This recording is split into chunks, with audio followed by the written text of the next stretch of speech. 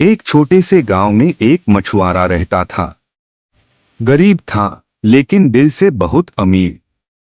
हर रोज सुबह अंधेरे में नदी पर जाता, ठंडे पानी में जाल डालता और घंटों मेहनत करता।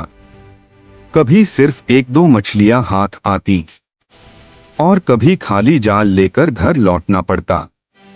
लोग उस पर हंसते, ताने देते, ये सब मेहनत बेकार है, किस्मत तुम्हारे साथ नहीं।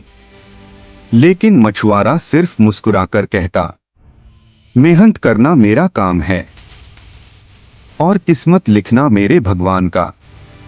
एक दिन जैसे ही उसने जाल नदी में डाला, अचानक पूरा जाल हिलने लगा। लोग दौड़ते हुए आए और जब उसने जाल खींचा तो अंदर एक इतनी बड़ी मछली थी जो पूरे गांव के लिए काफी थी। सब हैरान रह गए।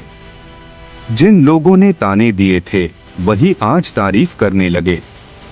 उस दिन सबने एक सबक सीखा कि सब्र और मेहनत कभी व्यर्थ नहीं जाते और जब भगवान देता है तो बेहिसाब देता है।